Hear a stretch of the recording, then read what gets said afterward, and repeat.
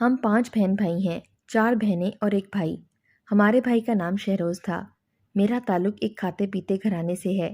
میرے دادا ابو کی اپنی بہت سی زمینیں تھیں، جن میں سے کچھ بیچ کر میرے ابو نے شہر میں کاروبار شروع کیا تھا، جس میں اللہ نے بہت برکت دی اور وہ ایک کامیاب بزنس مین بنے۔ میری پیدائش کے کچھ عرصے بعد ہی میرے ابا کی وفات ہو گئی۔ گھر کا اکلوتا مرد ہونے کے ناطے ہم سب کو اپنے بھائی سے بہت پیار تھا۔ اکلوتا بھائی ہونے کی وجہ سے اس کے لاڈ بھی کافی اٹھائے گئے۔ اس کا بچپن ہم بہنوں میں ہی گزر رہا تھا۔ ہمارے علاوہ اس کا کوئی دوست بھی نہیں تھا۔ وہ صبح سے شام تک بہنوں کے جھرمٹ میں رہتا۔ ہم اسے مذاق مذاق میں اپنی 5ویں بہن بھی کہتے تھے۔ بڑی بہن کو میک اپ کا بہت شوق تھا۔ اس کے ہاتھ جب کوئی نہ آتا تو وہ بھائی پر ہی اپنے تجربات کیا کرتی۔ مجھ سے بڑی بہن اکثر اسے اپنے کپڑے پہنا دیتی اور اس کے خود پہن لیتی۔ ہم سب بہن بھائی میں بہت پیار تھا، خاص کر بھائی میں تو ہم سب کی جان تھی۔ کوئی ایک لمحے کے لیے بھی اس کو اکیلا نہیں چھوڑتا۔ جب بڑی بہنوں کی شادی ہوئی تو سب سے زیادہ میرا بھائی رویا تھا۔ پھر آہستہ آہستہ سب ٹھیک ہو گیا اور وہ بھی اپنی نارمل زندگی میں واپس آ گیا۔ یوں وقت گزرتا گیا۔ بڑی 2 بہنوں کی شادی ہوئے 5 سال ہو چکے تھے۔ اب بھائی کی باری تھی۔ بھائی سے 1 سال چھوٹی میری ایک اور بہن تھی اور میں سب سے آخر میں تھی۔ بھائی سے جب بھی شادی کے لیے پوچھا گیا تو اس نے منع کر دیا۔ آخر تم منع کیوں کر رہے ہو؟ امی نے جھنجھلاتے ہوئے پوچھا۔ اکلوتا بیٹا ہونے کے ناطے ان کو بھائی کی شادی کے بڑے ارمان تھے۔ ہمیں بھی بھائی کی شادی کے بڑے چاؤ تھے کہ خوبصورت سی چاند سی بھابھی گھر میں لائیں گے، مگر بھائی نہیں مانتا تھا۔ امی، ابھی میرا ارادہ نہیں، مجھے اپنے بزنس کو ٹائم دینا ہے اور ابھی آپ لوگ دونوں بہنوں کی شادی کریں، میری خیر ہے۔ وہ ہر بار یہی کہہ کر ٹال دیا کرتے۔ اس کو ٹالتے ٹالتے 2 سال ہو گئے۔ مجبوراً اسے چھوٹی اور مجھ سے بڑی بہن کی شادی کر دی گئی۔ میرا بھائی 27 سال کا ہو چکا تھا اور امی کی شدید خواہش تھی کہ وہ اپنے بیٹے کی شادی کرے اور اپنے پوتے پوتیوں کو دیکھے۔ انہی دنوں ایک کزن کی شادی میں جانا ہوا۔ ایک لڑکی امی کو بھائی کے لیے بڑی پسند آئی۔ گھر آ کر تصویر بھی دکھائی تو ہم سب کو بھی وہ لڑکی بھائی کے لیے اچھی لگی۔ اب کی بار ہم سب نے بھائی کو بہت منایا اور آخرکار وہ شادی کے لیے مان گئے۔ میرا بھائی امیر اور خوبصورت تھا، اس لیے جب ہم نے اس کا رشتہ بھیجا تو فوراً ہاں ہو گئی اور ہم بھابھی بیاہ کر گھر لے آئے۔ 3-4 ہفتے تو سب ٹھیک رہا، مگر پھر بھابھی ایک دم بغیر بتائے گھر سے چلی گئیں اور طلاق لے لی۔ ہم سب بہت پریشان ہوئے کہ اس نے ایسا کیوں کیا۔ بھابھی سے رابطہ کرنے کی بہت کوشش کی، مگر اس نے بات کرنے سے انکار کر دیا۔ بھابھی کے گھر میں بھی گئے، لیکن ان لوگوں نے دروازہ ہی نہیں کھولا۔ میرا بھائی ایک مشہور بزنس مین تھا، اس لیے ہم نے بھائی کی دوسری شادی کر دی۔ جب بھی بھائی کی شادی کرتے تو ان کی بیوی کچھ دن بعد ہی ان سے طلاق لے لیا کرتیں۔ یوں ہم نے بھائی کی 7 شادیاں کر دی تھیں۔ اب میں بھی اس چیز سے تنگ آ گئی تھی کہ آخر کیا وجہ ہے کہ 7 کی 7 کو طلاق ہو گئی۔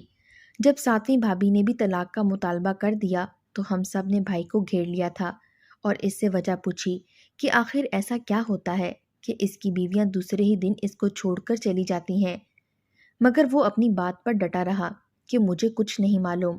لوگ کہتے تھے کہ کسی نے کچھ کروایا ہوگا تبھی بات نہیں بن رہی، مگر ہم ان باتوں پر یقین نہیں کیا کرتے تھے۔ امی کہتی تھی کہ جب ہم نے کسی کے ساتھ کچھ برا نہیں کیا تو کوئی ہم پر تعویذ دھاگا کیوں کروائے گا۔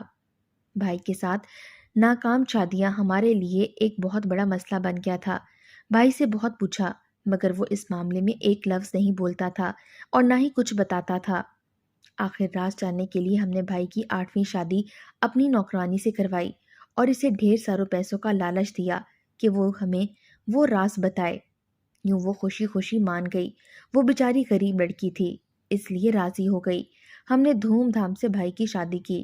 شادی والی رات وہ چلاتی ہوئی باہر آئی اور مجھے گھسیٹتی ہوئی اندر لے گئی اور ایسی بات بولی کہ میرے پیروں تلے سے زمین نکل گئی، کیونکہ میں تو بالکل توقع نہیں کر رہی تھی کہ ایسا کچھ سننے کو ملے گا۔ وہ کہنے لگی کہ باجی، میں گھونگھٹ نکالے بیٹھی تھی کہ ایک عورت کی آواز آئی کہ دفع ہو جاؤ، مہرو صرف میرا ہے۔ اس نوکرانی یعنی میری 8ویں بھابھی کے کہنے کے مطابق میرا بھائی کمرے میں آیا ہی نہیں تھا، بلکہ کوئی عورت آئی تھی جو یہ کہہ کر واپس چلی گئی، جبکہ ہم نے بھائی کو خود کمرے میں جاتے دیکھا تھا۔ کمرے کا حال بھی ویسا نہیں تھا جیسا ہم نے سجایا تھا۔ پھولوں کا نام و نشان نہیں تھا، حالانکہ میں نے خود بیڈ پر پورے کمرے میں پھول پھیلائے تھے۔ میں بدحواس ہو کر باہر آئی، پورے گھر میں بھائی کو ڈھونڈا مگر وہ کہیں نظر نہیں آیا۔ مجھے سمجھ نہیں آ رہی تھی کہ یہ کیا ہو رہا ہے۔ میرے سامنے وہ خود کمرے میں داخل ہوا تھا اور اب وہ کہیں بھی نظر نہیں آ رہا تھا۔ ہو سکتا ہے بھائی کمرے میں آنے کے بعد فوراً ہی کہیں چلا گیا ہو۔ میں نے سوچا، میرے بھائی کو کال ملائی تو اس کا فون بند جا رہا تھا۔ صورتحال بہت پریشان کن تھی۔ میں نے اپنی بھابھی کو کمرے میں جانے کو کہا مگر وہ ڈر گئی تھیں اور کسی صورت اندر جانے کے لیے تیار نہیں تھیں۔ مگر مجھے تو راز جاننا تھا، اس لیے اس کو زبردستی کمرے میں بھیجا۔ میں خود بھی اس کے کمرے میں جا سکتی تھی مگر ہمارے ہاں یہ بات بہت ہی معیوب سمجھی جاتی تھی کہ بہن اپنے بھائی کی غیر موجودگی میں اس کے کمرے میں رہے۔ تم بھول گئی ہو کہ تم نے پیسے کس کام کے لیے لیے ہیں، میں نے اس کو سختی سے کہا۔ باجی، آپ کی بات تو ٹھیک ہے مگر مجھے ڈر لگ رہا ہے، پتہ نہیں وہ عورت کون تھی۔ وہ گھبراہٹ سے بولی، ڈرنا تھا تو اس کام کے لیے پیسے نہیں لینے تھے۔ اب چلو جا کر پتہ لگاؤ کہ کون عورت تھی اور یہ سارا چکر کیا ہے، ورنہ سارے پیسے واپس لے لوں گی۔ میں اسے پکڑ کر اپنے بھائی کے کمرے میں چھوڑنے گئی۔ وہ بہت ڈر رہی تھی لیکن میرے سر پر اس وقت راز جانے کا جنون سوار تھا، اس لیے میں نے اس کی ایک نہ سنی اور اسے کمرے میں چھوڑ کر آ گئی۔ کچھ دیر بعد امی میرے کمرے میں چلی آئیں۔ وہ پریشان لگ رہی تھیں۔ میں نے امی سے پوچھا کہ کیا ہوا ہے، آپ پریشان کیوں ہیں؟ تو وہ رونے لگیں۔ ایک ہی اکلوتا بیٹا ہے میرا، کتنی کوششیں کیں کہ اس کا گھر بس جائے مگر ناکام ہی ہوئی۔ اگر اس بار بھی وہی سب کچھ ہوا۔ امی کے چہرے پر آنے والے کل کا خوف تھا۔ میں نے انہیں تسلی دی، اب کی بار اللہ نے چاہا تو سب ٹھیک ہوگا۔ سکینہ کبھی بھی بھائی سے طلاق نہیں لے گی، وہ ایک غریب لڑکی ہے۔ ہاں تم ٹھیک کہہ رہی ہو مگر مجھے سکون نہیں آ رہا، امی نے بے چینی سے کہا اور میرے کمرے سے نکل گئیں۔ امی پرانی باتوں کو بھول نہیں پا رہی تھیں۔ بھولی تو میں بھی کچھ نہیں تھی مگر اب یہ وقت پرانی باتوں کو یاد کرنے کا نہیں تھا۔ صبح تک کا وقت میں نے بہت بے چینی سے گزارا۔ صبح ہوتے ہی میں نے اپنے بھائی کے کمرے پر دستک دی۔ دروازہ میرے بھائی نے کھولا تھا۔ میں حیرت کے مارے اچھل پڑی۔ بھائی تم کب کمرے میں گئے؟ میں نے حیرانگی سے پوچھا۔ میں رات کو دوستوں کے ساتھ بیٹھا تھا اس لیے دیر ہو گئی، واپس آیا تو یہ سو رہی تھی۔ میں نے اسے اٹھایا ہی نہیں، خود اٹھا لو۔ وہ ایک جانب ہٹا تو میں نے اندر جھانکا، میری بھابھی سو رہی تھی اور وہ دلہن والے حلیے میں ہی تھی۔ تم جاؤ، میں اسے دیکھ لیتی ہوں۔ میں نے اپنے بھائی کو کمرے سے باہر جانے کا بولا تو وہ کمرے سے باہر چلا گیا۔ میں نے اس کو بہت ہلایا جلایا مگر وہ ہوش میں نہ آئی۔ مجبوراً مجھے اس پر پانی ڈالنا پڑا تو وہ ہوش میں آئی۔ تمہیں کیا ہوا ہے؟ ایسے کیوں سو رہی تھی؟ میں نے غصہ کرتے ہوئے پوچھا۔ باجی مجھے پتہ ہی نہیں چلا کہ کیسے آنکھ لگ گئی، میں تو انتظار کر رہی تھی ان کا، پھر پیاس لگی تو دودھ پی کر سو گئی۔ اس کا نام سکینہ تھا۔ اگلے دن ولیمہ تھا۔ میں نے سکینہ کو اچھے سے سمجھا دیا کہ بھائی اسے جو بات کرے مجھے لازمی پتہ ہو۔ رات گزر گئی۔ اگلے دن میں نے سکینہ سے پوچھا تو اس نے پھر یہی بتایا کہ بھائی کمرے میں گیا ہی نہیں۔ ہم لوگ بھائی سے پوچھ بھی نہیں سکتے تھے ورنہ وہ برا مان جاتا کہ تم لوگ میری جاسوسی کرتے ہو۔ چند دن مزید ایسے گزر گئے مگر کچھ بھی پتہ نہیں چلا کیونکہ میرا بھائی شام ہوتے ہی گھر سے چلا جاتا۔ ہمیں محسوس ہو گیا شاید وہ سکینہ کی وجہ سے گھر پر رات نہیں گزارتا۔ میں بہت دنوں سے اس راز کے پیچھے تھی۔ آخر میں نے پلان بنایا، بھائی کو بولوں گی سکینہ یہاں سے چلی گئی ہے تو وہ پھر لازماً رات اپنے کمرے میں گزارے گا اور سکینہ کمرے میں ہی کہیں چھپی ہوگی تاکہ حقیقت پتہ چل سکے کہ بھائی عورتوں سے خائف تھا یا کوئی اور مسئلہ تھا۔ اگلے دن بھائی دوپہر کو گھر آیا تو میں نے اسے بتایا کہ سکینہ چلی گئی ہے۔ یہ سن کر وہ مسکرا دیا۔ تم لوگوں نے فضول میں میری شادی اس سے کروائی، اب کیا پتا وہ بھی طلاق کا مطالبہ کر دے۔ میں اس کی بات سن کر حیران ہی رہ گئی۔ اسے کوئی فرق ہی نہیں تھا۔ رات کو اس کے جانے سے پہلے ہی میں نے سکینہ کو کمرے میں چھپا دیا۔ رات 9 بجے بھائی کمرے میں گیا۔ مجھے بے چینی سے ساری رات نیند نہیں آئی۔ صبح ہونے میں ابھی کچھ ہی دیر تھی کہ جب میرا دروازہ کسی نے زور سے کھٹکھٹایا۔ میں نے دروازہ کھولا تو سکینہ کھڑی تھی۔ اس کی حالت عجیب ہو رہی تھی۔ کیا ہوا؟ تم ٹھیک ہو؟ میں نے اسے پانی پلایا تو اس کے ہوش ذرا ٹھکانے پر آئے۔ باجی مجھے پتہ چل گیا ہے کہ معاملہ کیا ہے، اس نے پھولے سانسوں کے ساتھ بیڈ پر بیٹھتے ہوئے کہا۔ میں اس کے پاس بیٹھ گئی۔ باجی آپ کو پتہ ہے آپ کا بھائی اتنے دنوں سے گھر کیوں نہیں آ رہا تھا؟ سکینہ نے سنسنی پھیلائی تو مجھے بھی تجسس ہوا۔ تمہیں پتہ چل گیا ہے؟ میں نے دلچسپی سے پوچھا۔ ہاں جی، وہ اس لیے رات کو گھر نہیں آتا کہ کہیں اس کا راز نہ کھل جائے۔ کیسا راز؟ میں نے جوش سے پوچھا۔ باجی، آپ کا بھائی رات کو وہ نہیں رہتا جو دن کو ہوتا ہے، رات کو ایک لڑکی کا روپ دھار لیتا ہے۔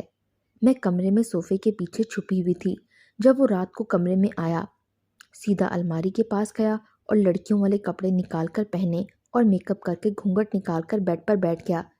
میں حیران ہوتی ہوئی اس کے سامنے گئی تو پہلے تو میرے سامنے لڑکیوں کی طرح شرمانے لگا۔ وہ اپنے آپ کو ایک لڑکی سمجھ رہا تھا اور آواز بھی لڑکی والی نکال رہا تھا۔ پھر کہنے لگا، تم دفع ہو جاؤ، مہروز صرف میرا ہے، میں دلہن ہوں اس کی۔ باجی، وہ اسی عورت کی آواز نکال رہا تھا جس کی آواز میں نے پہلے دن سنی تھی۔ یہ تم کیا بکواس کر رہی ہو؟ میں نے ناگواری سے اسے جھڑکا۔ میرے خیال سے وہ جھوٹ بول رہی تھی۔ باجی، باجی میرا یقین کرو، میں قسم کھا کر کہتی ہوں، میں سچ کہہ رہی ہوں، اس نے رونے والے انداز میں کہا۔ میں اس کی بات سن کر ذہنی کشمکش میں مبتلا ہو گئی۔ نہیں، تم جھوٹ بول رہی ہو۔ میرے بھائی پر ایسے گندے الزام لگانے سے پہلے تمہیں شرم نہیں آئی؟ دفع ہو جاؤ یہاں سے اور ہمارے گھر سے بھی۔ میں نے غصے سے اس کے بازوؤں سے اس کو پکڑا اور کمرے سے باہر نکال دیا۔ وہ میری گرفت میں تھی اور رو رو کر اپنی صفائی پیش کر رہی تھی۔ وہ سچ ہی بول رہی تھی، مگر مجھے اس کی بات پر رتی برابر بھی یقین نہیں تھا۔ میں نے اسے گھر سے نکال دیا۔ وہ روتے ہوئے چلی گئی۔ پچھلی بھابھیوں نے بھی جب طلاق لی تو ان کا یہی کہنا تھا کہ شادی کی پہلی رات شہروز کی بجائے کوئی عورت ان کے کمرے میں آئی تھی۔ ہم نے یہی سمجھا کہ شاید گھر پر آصف وغیرہ کا سایہ ہے۔ بہت سے مولوی صاحبان اور بزرگ کو گھر پر بلایا، مگر سب کا یہی کہنا تھا کہ گھر بالکل ٹھیک ہے اور اس پر کسی آصف کا سایہ نہیں ہے۔ بھائی کی 8ویں شادی ہم نے اسی راز سے پردہ اٹھانے کے لیے تو کی تھی کہ پتہ چلے کہ رات کمرے میں ہوتا کیا ہے، لیکن سکینہ نے تو عجیب ہی کہانی سنائی تھی۔ میرے خیال سے اس کو سنگن مل گئی ہوگی کہ پچھلی بھابھیوں نے کیا کہہ کر طلاق لی تھی، اس لیے اس نے اسی بات کو بنیاد بنا کر خود سے کہانی بنا لی تاکہ پیسے بٹور سکے۔ جس وقت میں سکینہ کو گھر سے نکال رہی تھی اس وقت صبح کے 6 بج رہے تھے، سب سو رہے تھے، اس لیے کسی کو نہیں پتہ چلا۔ میں نے امی سے یہ بات کرنے کا سوچا مگر وہ پریشان ہو جاتی اور دوسرا وہ بھی میری طرح کبھی یقین نہ کرتی کہ سکینہ سچ کہہ رہی ہے۔ 8 بجے کے قریب میرا بھائی دفتر جانے کے لیے کمرے سے باہر ناشتے کے لیے آیا۔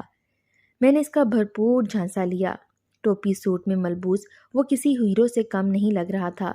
اس کے کسی انداز سے مجھے نہیں لگ رہا تھا کہ وہ لڑکیوں کی طرح بات کر رہا ہے یا لڑکیوں کی طرح چل رہا ہے۔ مجھے سکینہ کی بات غلط لگی، اس پر غصہ آیا اور میں نے ٹھیک کیا کہ اسے گھر سے نکال دیا۔ امی نے ادھر ادھر دیکھتے ہوئے سکینہ کے بارے میں مجھ سے پوچھا۔ امی، وہ صبح صبح یہ گھر چھوڑ کر چلی گئی۔ میں نے سکون سے جھوٹ بولا۔ اگر میں بتا دیتی کہ میں نے نکالا ہے تو امی خفا ہو جاتی۔ یا اللہ، تو وہی ہوا نا جس کا ڈر تھا۔ اب یہ لڑکی بھی طلاق کا مطالبہ کرے گی اور معاشرے میں ہماری پھر سے بے عزتی ہوگی۔ ہم سر پکڑ کر بیٹھ گئے۔ بھائی کو البتہ کوئی فرق نہیں پڑ رہا تھا، وہ سکون سے ناشتہ کر رہا تھا۔ جب یہ راتوں کو گھر ہی نہیں آئے گا تو بیوی کو طلاق تو لینی ہوگی نا۔ ہم نے بھائی کو کوسا مگر وہ کچھ نہ بولا اور دفتر جانے کے لیے گھر سے نکل گیا۔ رات کو میرا بھائی معمول کے مطابق گھر آیا۔ کھانا کھا کر وہ کمرے میں چلا گیا۔ کچھ ہی دن ایسے ہی گزرے۔ ایک رات مجھے رات کو نیند نہیں آ رہی تھی، میں بے چینی سے اٹھ کر ٹہلنے لگی۔ بھائی کا کمرہ اوپر والی منزل پر تھا اور میں اور امی نیچے والی منزل پر رہتی تھیں۔ میں کمرے سے باہر آئی مگر مجھے ایسا لگ رہا تھا کہ جیسے میرا دم گھٹ رہا ہو، مجھے سانس نہیں آ رہی تھی۔ میں نے سوچا تازہ ہوا لینے کے لیے چھت پر چلی جاتی ہوں۔ سیڑھیاں چڑھ کر جیسے ہی میں بھائی کے کمرے کے آگے سے گزری تو مجھے مدھم مدھم سی سرگوشیاں سنائی دیں۔ میں نے دروازے کے ساتھ کان لگائے تو آواز تھوڑی واضح ہوئی، کسی عورت کی آواز جو کہہ رہی تھی کہ شہروز، تم صرف میرے ہو، خبردار اور کسی کے پاس گئے، میں تمہاری بچپن کی دوست ہوں، مجھے اکیلا چھوڑ کر کسی اور عورت کے پاس جاؤ گے تو کبھی معاف نہیں کروں گی۔ یہ سب سن کر میرے حواس قلب ہو گئے۔ میں نے سوچا شاید یہ میرا وہم ہو، اس لیے میں نے ایک بار پھر سننے کی کوشش کی۔ اس بار بھی ایک عورت کی ہی آواز آ رہی تھی۔ میں نے دروازہ کھولنے کی کوشش کی مگر وہ اندر سے بند تھا۔ میں اوپر جانے کی بجائے بھاگتی ہوئی کمرے میں آ گئی۔ جو کچھ میں نے سنا تھا اس کا مطلب تھا کہ سکینہ سچ کہہ رہی تھی۔ مجھے افسوس ہوا کہ میں نے فضول میں اسے گھر سے نکالا۔ اگلی صبح میں بھائی کے کمرے سے نکلنے کے لیے پہلے ہی چھپ کر کھڑی ہو گئی۔ بھائی باہر نکل کر نیچے چلا گیا تو میں نے فوراً اس کا دروازہ کھول کر دیکھا۔ کمرے میں کوئی نہیں تھا۔ میں نے حیرانگی سے پورا کمرہ چھان مارا، یہاں تک کہ باتھ روم بھی چیک کر لیا، مگر کوئی بھی نہیں تھا۔ میں نے الماری چیک کی، وہاں وہی کپڑے لٹک رہے تھے جو ہم نے سکینہ کے لیے خریدے تھے۔ میرے بھائی کی الماری چیک کی تو وہاں عورتوں والے بھی کچھ لباس تھے۔ مجھے اچھے سے یاد ہے اس طرح کے کپڑے ہم نے سکینہ کے لیے نہیں خریدے تھے۔ پھر وہ کس کے کپڑے تھے؟ جو بھائی کی الماری میں تھے۔ وہ عورت کون تھی اور یہ کیا معاملہ تھا؟ میرا دماغ چکرا کر رہ گیا۔ ہم نے آج سے کبھی بھائی کے کمرے کی پہلے صفائی نہیں کی تھی، بلکہ ہمارا کبھی بھائی کے کمرے میں آنا ہی نہیں ہوا تھا، اسی لیے یہ سب نہیں دیکھ سکے۔ میں نے اگلی رات بھی بھائی کے کمرے سے آوازیں سنی۔ اب میرا شک یقین میں بدل گیا کہ ہو سکتا ہے کہ سکینہ ٹھیک کہہ رہی ہو۔ میں سکینہ کے گھر گئی تو وہ مجھے دیکھ کر ایک ہی بات کہنے لگی، باجی میں جھوٹ نہیں بول رہی۔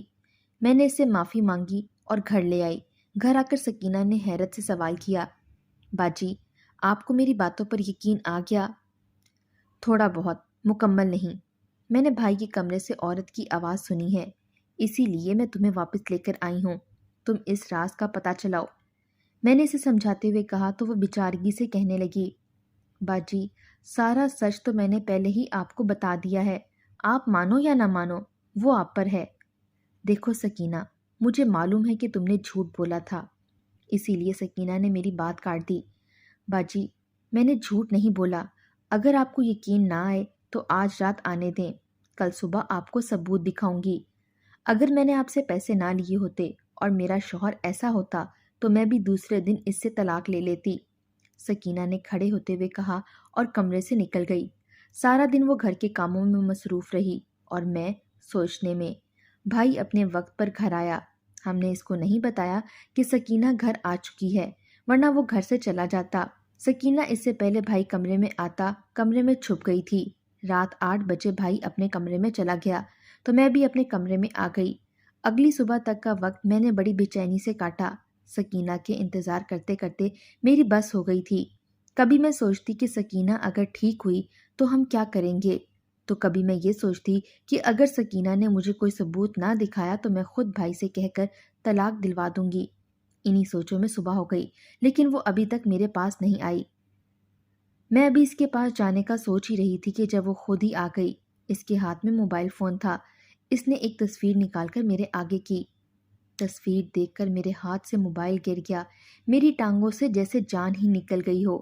مجھ سے کھڑا نہیں ہوا گیا۔ میں بیٹھ گئی اور تصویریں دیکھنے لگی۔ تصویر میں میرا بھائی شہروز تھا، جو لڑکیوں والے لباس کا میک اپ میں ملبوس تھا۔ اسے یوں دیکھ کر میری تو جان ہی نکل گئی۔ مطلب سکینہ ٹھیک کہہ رہی تھی۔ اس نے سمجھداری کا مظاہرہ کرتے ہوئے تصویریں لے لی تھیں، ورنہ میں کبھی یقین نہ کرتی۔